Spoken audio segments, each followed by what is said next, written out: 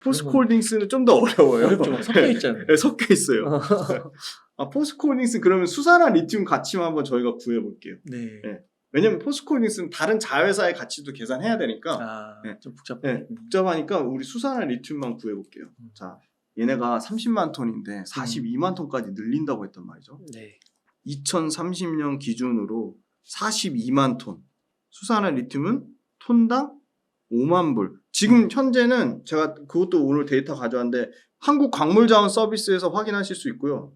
요 한국광물자원 서비스에서 확인하는 건 탄산리튬이고요. 요게 지금 300불, 305.5 찍고 지금 많이 떨어졌어요. 최근에 20% 빠져가지고 248.5 뭐 이 정도 수준 되고요. 리튬 가격, 수산화 리튬 가격은 제가 47,000불까지 봤는데 지금 37,050불까지 빠졌어요. 근데 그럼 계산이 복잡하니까 그냥 단순하게 그냥 4만 불로 볼게요. 네. 원래 5만 불 보는 게 맞아요. 근데 4만 불 볼게요. 톤당 4만 불이면 168만 그렇죠. 네. 환율 곱해야죠. 그죠? 환율 보수적으로 1,250원 잡을게요. 그러면 자, 매출 나오죠. 딱 떨어지죠. 매출. 이거 직접 계산 꼭 해보세요. 여러분. 자, 42만 톤 곱하기 42만 톤당 지금 현재 지금 4만 불까지 4만 불 밑으로 빠졌으니까 4만 불이라고 보고 곱하기 1250원. 네, 그쵸. 1250원. 환율도 더 올릴 수 있겠죠, 당연히. 그러면 얼마 나오냐? 일십, 백, 천, 만, 10만, 100만, 1000만, 억, 10억, 100억, 1000억, 조, 10조, 21조 매출이에요. 네. 근데 수산화 리튬 마진이 얼마라고요? 50%? 50%. 그렇죠. 더 잡아도 돼요. 원래 EV 에비타 마진 지금 아르헨티나 같은 거 65% 나온다는데 보수적으로 잡자고 50% 잡을게요. 50%는 잡아도 될 것 같거든요, 지금. 왜냐, 앨범알이나 SQM 마진이 55%거든요. 50% 잡아볼게요. 그럼 얼마죠? 21조인데 50%면 영업이익이 10조? 10.5조. 그쵸, 10조 5천억이죠.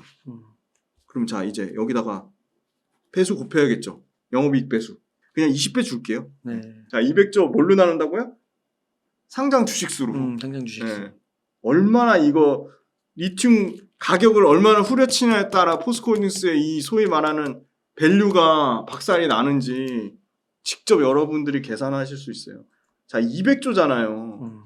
42만 톤 기준으로 하면 236만 원 나와요. 4배네요, 4배. 그렇죠. 4배 나오죠. 네.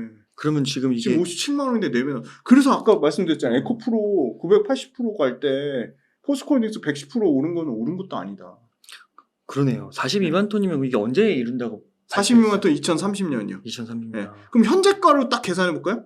현재 지금 제일 빠른 거 2025년 기준으로 24년 말에 한다고 했으니까 그냥 넉넉 잡고 25년도에 얼마 하겠냐면요. 5만 톤이거든요. 5만 톤? 이거 아르헨티나 염수 리튬에서 5만 톤. 그 다음에 저 호주 광석 리튬에서 5만 톤이에요. 10만 톤 잡아볼게요. 2025년에 10만 톤으로 계산해 볼게요. 그러면 25년도 당장 가치만 봐도 자 48조보다 넘게 나오는데 10만 톤 곱하기 얼마요? 4만 불. 그 다음에 얼마요? 환율? 1250. 그럼 5조잖아요. 그죠? 그 다음에 5조에다가 밸류 몇 줄까요? 20배. 그럼 100조잖아요. 그죠? 수산화 리튬, 이거 지금 포스코, 다른 자회사 포스코, 인터내셔널, 포스코, DX, 포스코 퓨처 다 뺀 거예요. 그냥 수산화 리튬만 계산한 거예요. 그거 다 더해보세요. 그럼 어마어마한 숫자가 나옵니다. 자, 몇 조죠? 100조잖아요. 자, 상장 주식수로 나눠볼게요. 84571-230. 84571-230. 이거 하나만 아셔도 오늘 그냥, 오늘 2시간 반 지금 찍고 있는데 끝이에요. 끝. 그냥. 자, 118만 원. 2배 넘게 나오죠. 25년도 수산화 리튬 가치로 계산한 거예요. 10만 톤으로 계산했어요. 118만 2,435원. 57만 원이잖아요. 지금 57만 원 비싸다고 얘기할 수 있나요? 그러니까요. 참, 이게 엄청난 성장성이네요. 2차 전지가. 딱 떨어지잖아. 이거 지금 여기에 제 가정은 하나도 들어간 게 없습니다. 장기 롱텀으로 보시는 건 좋은데 그 전에 가격 변동성이 커지는 거에 멘탈이 나가셔서 하시면 안 하는 게 나아요. 그걸 견뎌내실 수 있는 분이면 이 큰 장기 진짜 구조적인 성장주의 이 큰 흐름, 그것도 우리가 숫자로 보여주고 우리가 숫자로 계산할 수 있는 걸 보고 큰 흐름에서 하루하루 일회일비 주가 일회일비 안 하시는 걸 가정하에 하시는 거지. 와, 나는 막 이거 언제든지 단기간에 많이 올랐잖아요. 포스코홀딩스 같은 무거운 회사가 118% 올랐잖아요. 그럼 당연히 변동성이 생길 수밖에 없는 거죠. 그건 너무나 자연스러운 현상이고 꼭 말씀드리고 싶은 게 90도로 오르는 건 없다니까요. 오르고 또 조정받다가 또 떨어지고 또 오르고 또 조정받다 떨어지고 오르고 이렇게 파동을 그리거든요. 그러니까 그걸 꼭 감안하시면 대신에 펀더멘털 변화는 직접 보셔서 아시잖아요. 그래서 저는 가격 변동에 대한 난 민감하지 않아. 나는 그냥 긴 호흡으로 끌고 갈 거야. 그러면은 사실은 너무 좋은데요. 지금 좋은 네. 위치 이거 비싸다고 말하기는 어려울 것 같아요. 그리고 장비주 같은 경우는 가장 좀 안타까운 게 일회성으로 한번 수주 나가면 끝나는 거 아니냐. 그것 때문에 밸류에이션 일단 할인을 받고요. 네. 두 번째는 장비주가 미리 세팅이 돼야 돼요. 최소 12개월에서 최대 그렇죠. 20개월 전에 가서 미리 세팅이 돼야 되는데 23년 상반기에 장비주가 그렇게 수주가 막 엄청 활발하게 이렇게 나오지 않았거든요. 그런데 우리가 말씀드린 캐펙스 관련돼서는 24년, 25년, 26년 이렇게 캐펙스가 급격하게 3년 동안 늘어날 건데 그러면 당연히 23년 상반기부터 장비 세팅이 들어갔어야 되는데 그게 늦어졌어요. 그래서 23년 하반기부터 본격적으로 장비주 발주가 좀 나올 거라고 보고 있고요. 심지어 PNT라는 회사는 이미 수주 잔고만 2조고요. 와. 최근에 하나기술 관련돼서도 지금 대형 수주 공시 나오면서 급등 나왔거든요. 네. 자, 장비주 실적표 보시면 PNT 같은 경우가 연평균 30% 넘게 매출 성장이 나오고요. 이익단에서도 28% 정도 성장이 나옵니다. 하나기술 같은 경우가 매출 성장률이 최근에 아주 급격한 수주를 받은 것 덕분에 지금 3년 평균이 62% 매출 성장 나오고요. 영업이익 같은 경우는 92% 영업이익 성장이 나옵니다. D&T 같은 경우는 지금 25년도 추정치가 없는데 만약에 23년과 24년에 평균치만 해도 매출과 이익에서 70% 넘는 성장이 나올 거라고 보고 있고요. 코인테크도 매출 성장률 3년 동안 39%, 영업이익 성장률 86%, TSI 같은 경우도 매출 성장률 36%, 영업이익 성장률 102%. 그래서 평균 내봤더니 지금 실적 추정 나온 거 평균은 사실 2023, 24, 25 평균이 40% 정도 평균 성장률 나오고요. 영업이익 단에서 훨씬 더 큰 55% 영업이익 성장률이 나온다. 그래서 양극재나 음극재나 뭐 도전제 첨가제에 준하는 매출과 이익 성장률이 나온다고 보고 있고요. 근데 밸류에이션 보면 양극재 같은 경우는 평균 PER 밸류에이션이 55배잖아요. 물론 당연히 양극재가 기술 진입 장벽이 가장 높고 사실 그 투하 자본 대비 이익률이 높고 매출과 이익의 연속성 측면에서 밸류에이션은 더 프리미엄 주는 건 당연한 겁니다. 그건 당연한 건데 자 장비주 밸류에이션 보면 PNT 같은 경우가요. 23년 PER이 20배고요. 24년에 14배까지 떨어지고요. D&T 같은 경우는 D&T는 좀 비싸네요. 76배인데 28배까지 떨어지고요. 윤성 FNC가 38배인데 30배까지 떨어지고요. A프로 같은 회사가 17배인데 8배로 떨어지고요. 장비주는 사실 이 D&T하고 TSI 두 종목이 너무 과도하게 밸류에이션을 올렸는데 TSI랑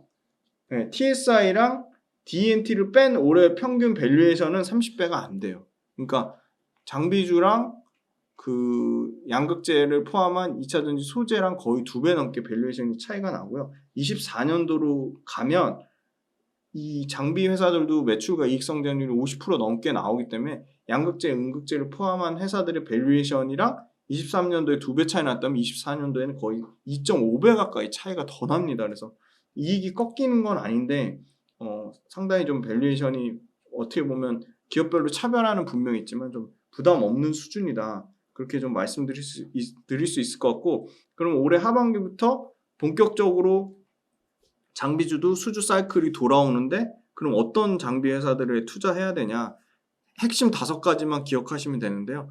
공정 중에 기술적인 진입 장벽이 있는 회사 그게 제일 중요하고요. 그러니까 아무래도 경쟁사가 적은 회사가 당연히 일종의 독점 구조를 가진 회사의 가능성이 있다고 보고 있고요. 두 번째는 글로벌 고객사 다변화입니다. 네. 특정 셀 업체만 납품하지 않고 고객사가 좀 다변화되어 있는 회사. 그 다음에 세 번째는 역시나 적정 마진을 받는 회사. 네. 마진율이 좀 높은 회사. 그 다음에 네 번째는 기존의 그 소위 말하는 대부분의 이 2차전지 장비 회사들이 반도체 검사 장비나 반도체 장비를 베이스로 갖고 있어요. 네. 근데 이 반도체 장비보다 2차전지가 급격하게 커진 D&T도 원래 디스플레이나 반도체를 검사 장비하는 회사인데 2차전지는 워낙 신성장 동력이 강력하다 보니까 2차전지 매출이 반도체 매출 초과하는 수준이 나왔고요. 그래서 중요한 건 뭐냐?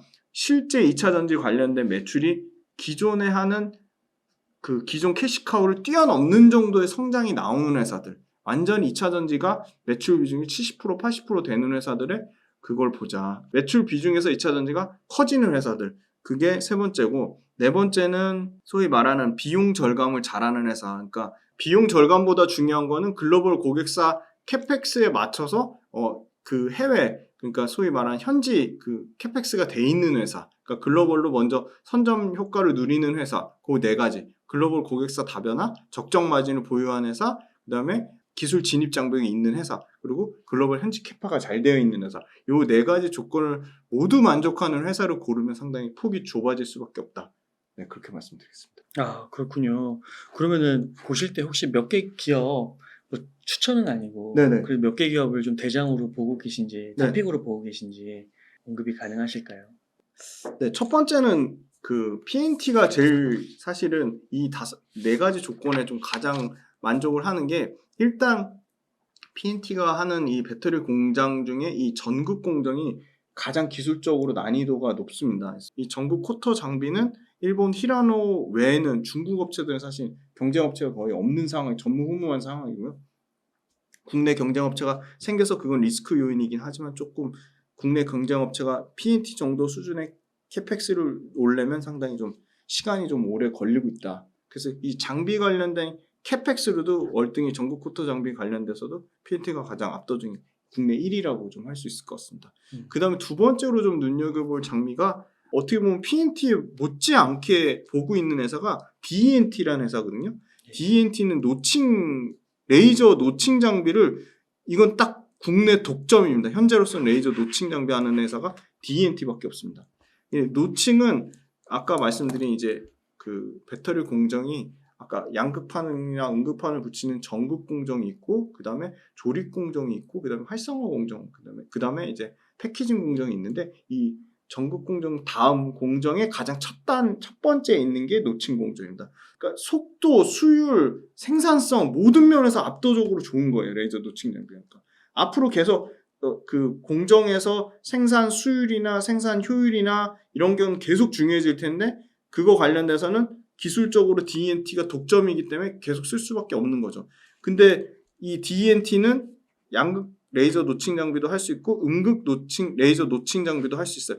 저는 DNT도 이런 기술 진입 장벽, 이런 기술적인 변화에 의해서 당연히 앞으로 계속 이게 확대가 되면 확대가 될지 가능성은 저는 있다고 보고 있습니다. 왜냐하면 매출가익 숫자가 계속 찍히고 있고. 그래서 아마 유상증자 때문에 사실 그 단기적으로 수급적인 이슈는 있을 수 있지만, 이것도 중장기적인 흐름으로 보면 지금 이게 그 파우치형에 쓰이는 거니까, 파우치는 LG만 하는 건 아니고 SK온도 있어요. 지금 LG 거 수주만 지금 반영된 수치거든요. 그래서 SK온으로도 확장성이 저는 있다고 보고 있습니다. 한 가지 그 네. TCC 스틸 있잖아요. 네네네. 이것도 2차전지 주식인가요? TC 스틸이요. 니켈 도금 강판을 만들어요. 니켈 도금 강판이 어디에 쓰이냐면 원통용 배터리에 쓰이거든요. 네. 근데 지금 테슬라가 지금 원통용 배터리로 천하통일 하려고 하는데 쉽진 않아요. 근데 원통용 배터리가 시장 침투율이 계속 늘어나긴 늘어날 거예요. 근데 진짜 재미난 거는 DNT랑 비슷해요. 니켈 도금 강판 독점. 아. 네, 독점. 자, 경쟁사가 있어요. 동국산업이랑 경쟁사가 있는데, 동국산업이 그냥 들어오는 게 아니고 동국산업이 납품하는 동원 시스템즈, 그 다음에 동원 시스템즈를 통해서 원통용 배터리 납품하는 게 있고, 신흥 SEC 통해서 납품하는 게 있거든요. 예. 지금 TCC 스틸은 신흥 SEC, 동원 시스템즈 모두 고객사예요. 근데 LG 에너지솔루션이 야, TCC 스틸이 너무 다 독점이다. 그러니까 고객사 하나 더 만들어 해서 동원 시스템즈가 동국산업을 하나의 밸류체인으로 만들었는데, 동국산업 만만치 않아요. 들어오긴 들어오는데 2025년도에 들어와요. 자, 니켈 도금 강판 자본력 당연히 들어간다. 그다음 두 번째 용접 기술이 있어야 돼요. 이 TC 스틸만의 높은 용접 기술이 있어요. 그 말은 당연히 기술 진입 장벽이 있다는 거죠. 세 번째, 돈만 투자하는 게 아니고 모든 이 생산 제작 공정은 캐펙스가 있어야죠. 생산 수율이 나와야죠. 가동률이 나와야죠. 현장 엔지니어 필요하죠. 이런 모든 걸 감안하면 2025년도에 얘네가 100% 딱 세팅이 돼도 가동률 80%도 안 나올 거예요. 그러면 시간의 갭이 존재한다. 3년 동안. 근데 이미 니켈 도금 강판 얘네가 거의 20년 만에 엄청 늘려놨어요. 캐펙스. 아 그래요. 네. 지금 21만 톤으로 늘어났거든요. 경쟁사가 없어요. 지금 인도의 타타, 일본의 토요코아, 그다음에 일본의 NSC가 21만 톤 밑이에요. 뭐 큰 차이는 없어요. 뭐 17만 톤, 14만 톤, 18만 톤 이런데 21만 톤 늘려나가지고 압도적인 1등이에요. 글로벌 1등이에요. 니켈 동국간파. TC3요? 네, 1등이에요. 21만 톤 기준 1등이고요. 동국산업 들어올 거거든요. 캐펙스가 얼마 될 것 같아요? 6만 5천 톤인가 그래요. 3배 차이 나요. 한참 걸리네요. 네. 25년에 들어오는데 6만 5천 톤이고 얘네는 이미 21만 톤. 9월달에 21만 톤 풀캐파 돌리면 그래서 TC 스틸도 매출이 80%씩 증가해요. 그래요? 네. 그리고 TC 스틸은 지금 LG 엔솔하고 도요타가 제3자 증자 배정에 참여해가지고 도요타에서도 봐야겠네. 키우고 LG 엔솔에서도 키우고 있어요. 지금. 2차 전지가 다 빠져서 빠진 거지 TC 스틸 뭐 악재 나온 건 없어요. TC 스틸 한 가지 주의할 건 있습니다. 단기적으로 캐펙스를 급격하게 올리다 보니까 부채 비율이 엄청 커졌어요. 그래서 외부에서 차입을 조달해야 되고 심지어 TC 스틸이 지금 이제 돈이 너무 없으니까 자사주도 소각하고 그러거든요. 보통 자사주 소각하면 주주 가치가 올라가야 되는데 운용 자금이 너무 없다 보니까 그래서 그런 부분은 계속 리스크 요인이 될 것 같은데 근데 매출과 이익이 늘어나잖아요.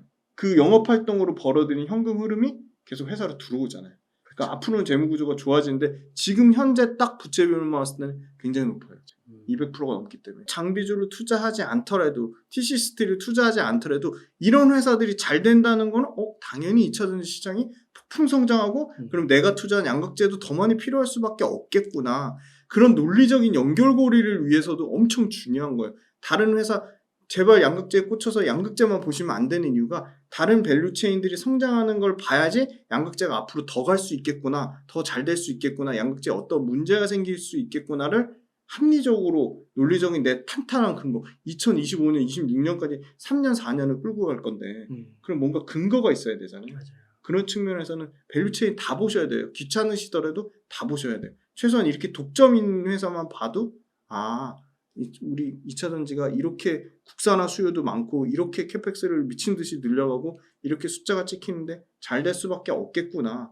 그렇게 보면은 내가 양극재 단기간에 가격이 떨어져서 너무 멘탈이 나갈 것 같고 막 너무 힘들어도 이런 큰 흐름을 봤을 때는 펀더멘털이 견고한데 이렇게 멘탈을 다시 잡으실 수 있는 거죠. 너무 좋습니다. 2차전지 최근에 많이 부진하죠. 중요한 건 저는 꺾이지 않는 마음이라고 보고 있고요. 꺾이지 않는 마음으로 유지하려면 굉장히 열심히 공부하시고 열심히 본인만의 원칙과 전략과 기준을 세우셔야 됩니다. 원칙과 전략과 기준을 세우시려면 첫 번째가 손품을 파셔야 되고요. 두 번째가 저 말고도 밸류에이션 계산해 주시는 분들 많잖아요. 대표적으로 뭐 하이투자증권 이창환 부장님도 계시고 뭐 선대인 소장님도 계시고 그런 분들의 의견을 참고해서 끝나는 게 아니라 그걸 내 것으로 내재화하셔야 됩니다. 2차전지 밸류체인 내재화만 중요한 게 아니라 여러분의 주식 투자 실력을 올리기 위한 내재화도 엄청나게 중요하다. 내재화 하셔야 된다. 세 번째는 매일매일 이슈 체크. 그러니까 2차전지 관련된 내가 투자한 기업에 꽂혀서 그 기업의 이슈 체크만 하지 마시고요. 그 기업과 연관된 전방산업, 그 기업과 연관된 장비업체, 그 기업과 연관된 상대적인 다른 밸류체인의 흐름도 같이 보자. 그게 네 번째고요. 다섯 번째는 제가 김지윤의 훈훈한 주식에 또 2차전지 관련된 밸류체인 많이 소개해드리니까 그것도 좀 같이 봐주시고 그 다음에 여섯 번째는 낙관적이실 필요까지는 없지만 긍정적인 마인드를 가지셔야지 주식 투자로 반드시 성공하실 수 있습니다. 그래서 지금 많이 수익이 안 나고 손실 나는 이 힘든 구간을 의미 없이 그냥 보내지 마시고 굉장히 공부하고 더 내 투자 실력을 단단히 다지는 구간으로 생각하시면 25년과 26년의 장기 흐름에서 펀더멘털 변화는 없기 때문에 그거 꼭 말씀드리고 펀더멘털에 아주 급격하게 안 좋은 변화나 어떤 문제가 생기면 가장 먼저 응달 책방 와서 분명히 말씀드릴 것을 약속드리겠습니다. 근데 현재로서는 제가 틀릴 수도 있지만 현재로서는 저희가 숫자로 증명하고 있기 때문에 큰 문제는 없다. 근데 다만 단기적인 가격 변동에 1회 1비 하지 마시고 1회 1비 하실 분은 2차전지 투자하지 마시라. 그렇게 말씀드리겠습니다.